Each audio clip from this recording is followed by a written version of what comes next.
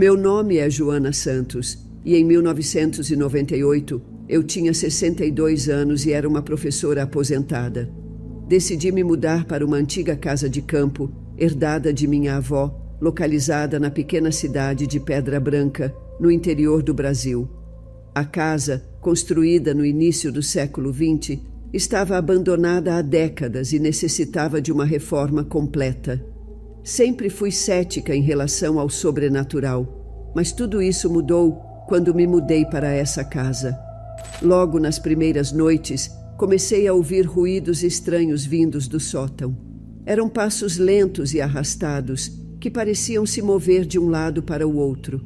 Inicialmente, pensei que fossem apenas animais, então decidi ignorar. No entanto, os ruídos se tornaram cada vez mais altos e frequentes, perturbando meu sono. Uma noite, ouvi claramente uma voz sussurrando meu nome, e meu coração gelou. Estava sozinha na casa, mas aquela voz parecia tão próxima, quase ao meu lado. Determinada a descobrir a causa dos ruídos, subi ao sótão com uma lanterna. O ar estava gelado e uma sensação de desconforto me envolveu. Quando iluminei o cômodo, não encontrei nada além de móveis cobertos de poeira. Mas quando estava prestes a descer, vi uma sombra se mover no canto do sótão. Meu coração disparou e desci rapidamente, sem olhar para trás.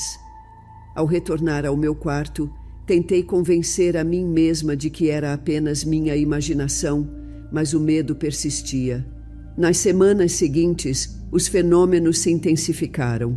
Objetos mudavam de lugar sozinhos, portas se trancavam e destrancavam, e a sensação de estar sendo observada se tornava insuportável. Uma noite, ao acordar no meio da madrugada, vi a figura de um homem parado ao pé da minha cama. Gritei e a figura desapareceu instantaneamente, como se nunca estivesse ali.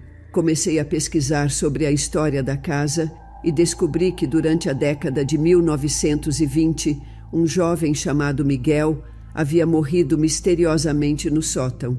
Essa informação apenas aumentou meu medo, mas também minha curiosidade. Enquanto estava na cozinha preparando o jantar, ouvi o som de risadas vindas da sala de estar. Era uma risada suave, mas carregada de uma estranha tristeza.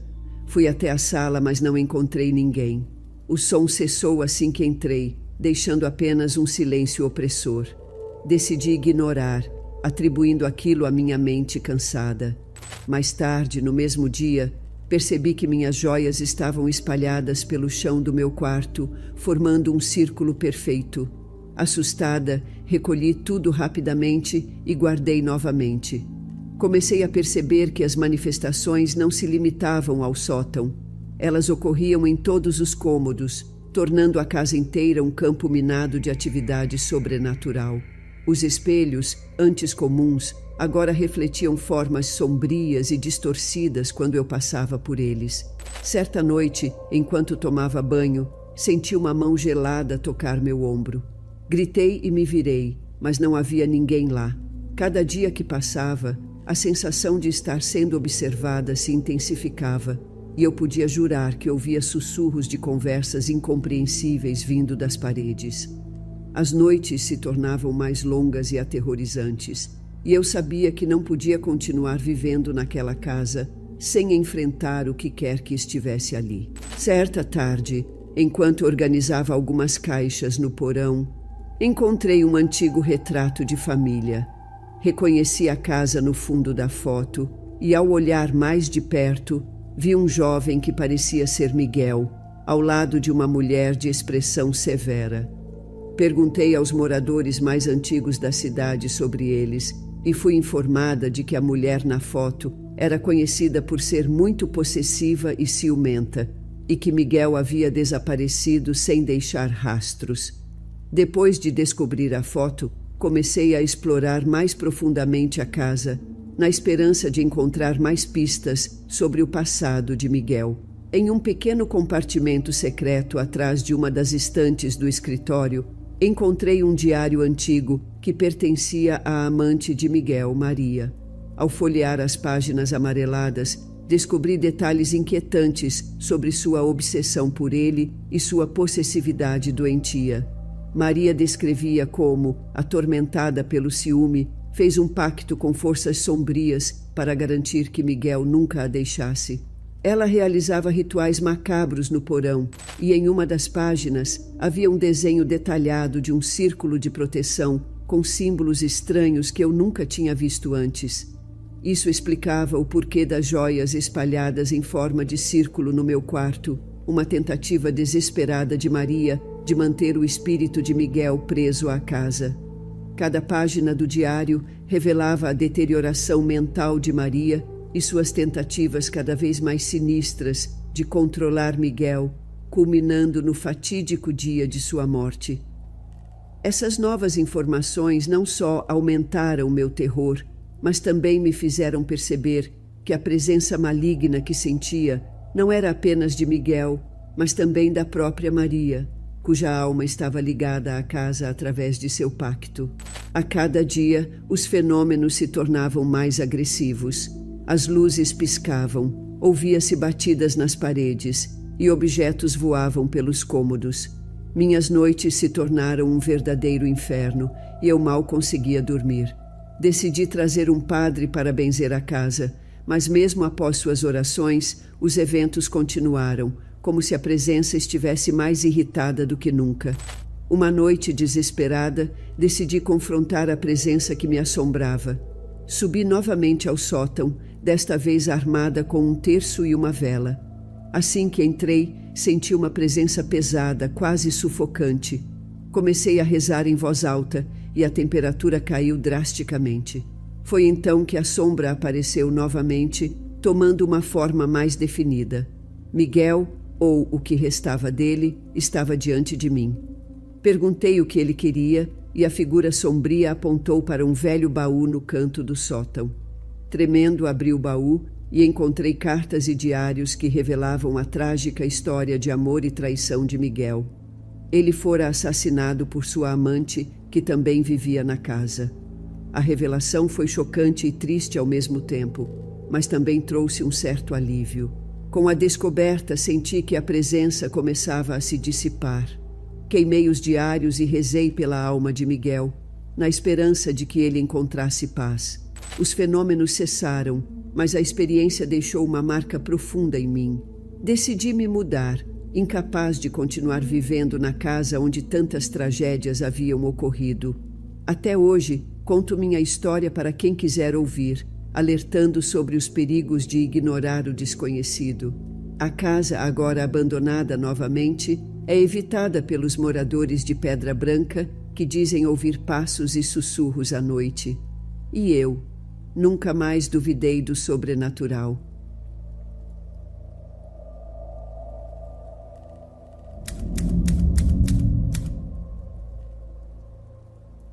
Pensei muito a respeito do que me aconteceu e decidi compartilhar. Meu nome é Eduardo, tenho 30 anos e em 2001 decidi tirar férias do meu trabalho como analista de sistemas. Estava exausto e precisava de um tempo para relaxar e rejuvenescer. Escolhi passar alguns dias em um hotel que meus amigos recomendaram, localizado em uma cidade pequena e pitoresca. Eles me garantiram que seria o lugar perfeito para descansar, mas o que encontrei foi algo completamente diferente. O hotel era uma construção antiga, com uma fachada imponente e um ar de mistério que me atraiu imediatamente. Cheguei no fim da tarde e o recepcionista, um homem idoso de expressão cansada, me deu boas-vindas com um sorriso enigmático. Ele me entregou a chave do quarto 305 e mencionou que aquele era um dos quartos mais antigos e cheios de história do hotel. Subi pelo elevador antigo que rangia a cada movimento e quando cheguei ao meu andar notei que o corredor estava estranhamente silencioso. As paredes estavam decoradas com retratos de pessoas que pareciam observar meus passos. Ao abrir a porta do quarto, senti um arrepio. O quarto era espaçoso, mas havia algo de inquietante na sua atmosfera. Os móveis eram antigos e um grande espelho ocupava quase toda a parede oposta à cama. Na primeira noite, comecei a perceber que o hotel tinha seus segredos. Acordei no meio da madrugada com o som de passos pesados no corredor. Olhei para o relógio. Eram 3h15 da manhã. Levantei-me para verificar, mas não vi ninguém. Voltei para a cama, tentando ignorar a sensação de que estava sendo observado. No dia seguinte, conversei com alguns funcionários do hotel, tentando descobrir mais sobre a história do lugar. Todos pareciam evitar o assunto, desviando os olhos e mudando de assunto rapidamente. Fiquei curioso e comecei a investigar por conta própria. Descobri que o hotel havia sido um sanatório na década de 1920, onde muitos pacientes haviam morrido sob circunstâncias misteriosas. As noites seguintes se tornaram ainda mais perturbadoras. Os passos no corredor continuaram e comecei a ouvir sussurros vindos do espelho do quarto. Uma noite, acordei com a sensação de que alguém estava sentado ao pé da minha cama. Olhei em volta, mas não havia ninguém. A temperatura no quarto parecia cair drasticamente sempre que essas ocorrências aconteciam, me deixando com um frio que penetrava os ossos. Minha curiosidade se transformou em medo quando, durante uma inspeção mais detalhada do quarto, encontrei uma porta escondida atrás de um grande armário. Empurrei o móvel com esforço e abri a porta, revelando uma escada que descia para o porão. Decidi investigar, levando comigo apenas uma pequena lanterna. O porão estava escuro e úmido, e o ar era pesado com um cheiro de mofo e algo mais, algo metálico, como sangue. No fundo do porão, encontrei uma série de celas pequenas e enferrujadas, e dentro de uma delas, uma cadeira com correias, claramente usada para conter pacientes. As paredes estavam cobertas de marcas de unhas, como se alguém tivesse tentado desesperadamente escapar. Senti um pavor profundo ao perceber que estava de pé em um lugar de grande sofrimento. Subi de volta ao meu quarto, mas a sensação de ser observado estava mais forte do que nunca. Cada ruído parecia amplificado e a escuridão parecia mais opressiva. Tentei dormir, mas imagens do porão e das celas não me deixavam em paz.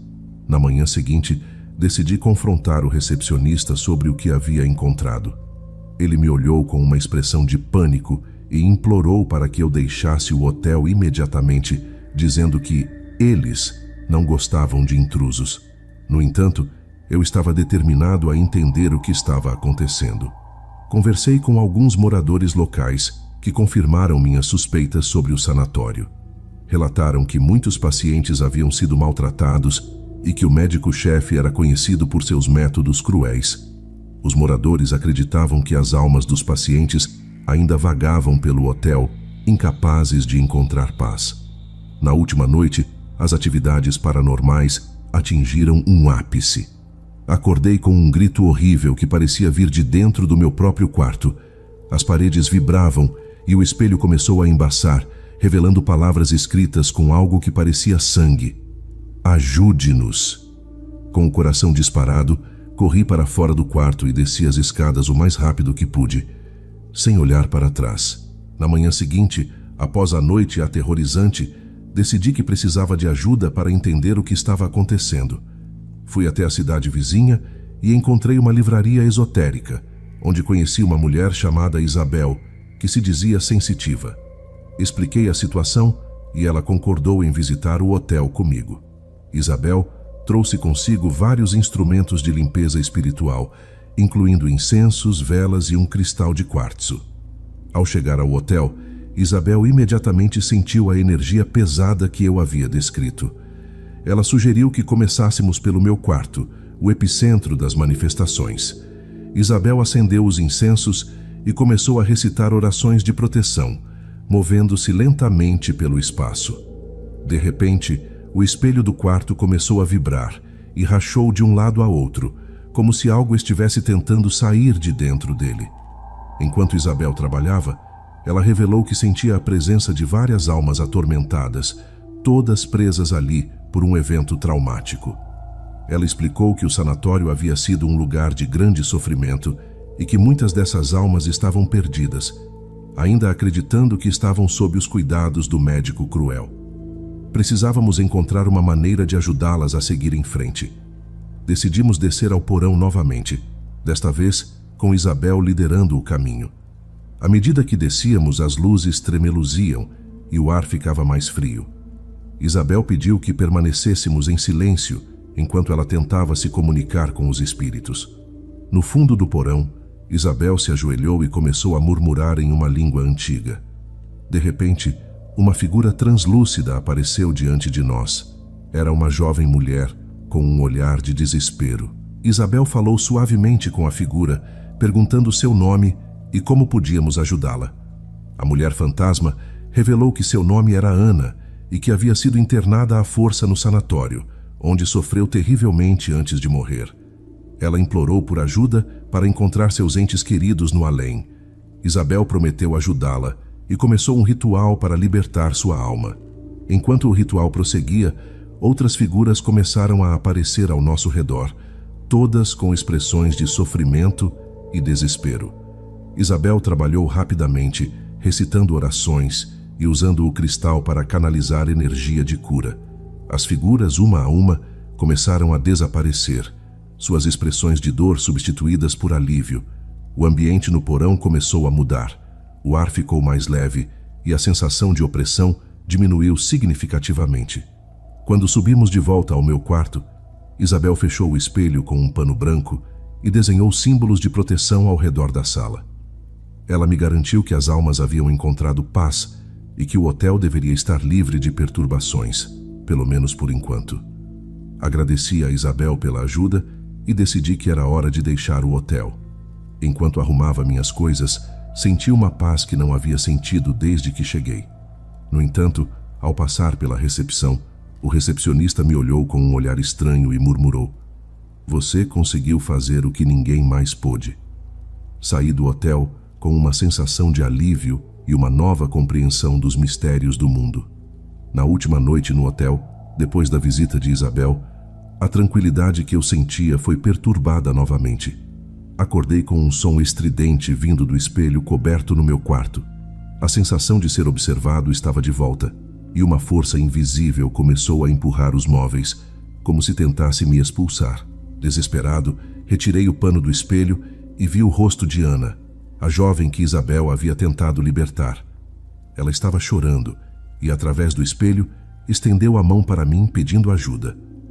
A sala ao meu redor começou a tremer violentamente e as vozes dos outros espíritos que Isabel havia mencionado preenchiam o ar com lamentos.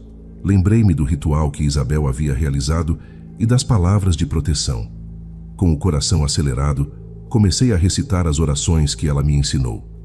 Enquanto eu falava, a figura de Ana começou a se dissolver e as vozes foram ficando mais distantes. A força que movia os móveis começou a diminuir até que tudo ficou em silêncio. Com o último verso da oração, o espelho estilhaçou-se em 1000 pedaços e a sensação opressiva deixou o quarto. Exausto, caí de joelhos, sentindo uma paz profunda tomar conta do ambiente. Sabia que as almas atormentadas finalmente tinham encontrado descanso e que o hotel, pelo menos por agora, estava livre das influências malignas. Depois daquela noite intensa, sabia que não poderia permanecer no hotel por mais tempo. Na manhã seguinte, arrumei minhas malas e fui até a recepção para fazer o check-out. O recepcionista, com uma expressão mista de alívio e surpresa, apenas assentiu e me desejou sorte. Ele parecia saber que algo significativo havia mudado. Saí do hotel e respirei o ar fresco da manhã com um novo senso de alívio. Enquanto dirigia de volta para casa, refleti sobre os acontecimentos. A experiência no hotel tinha sido aterrorizante, mas também abriu meus olhos para um mundo além do que eu conhecia. A sensação de ter ajudado aquelas almas a encontrar paz era reconfortante, mas sabia que as cicatrizes emocionais levariam tempo para cicatrizar. Ao voltar para a rotina diária, decidi procurar Isabel para agradecer novamente por sua ajuda. Mantivemos contato e ela me ensinou mais sobre proteção espiritual e como lidar com energias negativas. Foi um aprendizado que me ajudou a lidar com o trauma e a entender melhor o mundo espiritual. As férias, que inicialmente seriam para descansar, acabaram se tornando uma experiência de transformação profunda. Hoje, quando conto minha história, alerto as pessoas sobre o desconhecido e a importância de respeitar os lugares com passados sombrios. Aprendi a valorizar a paz e a segurança do meu lar. ciente de que existem forças além da nossa compreensão e que a coragem e a compaixão são essenciais para enfrentar o sobrenatural.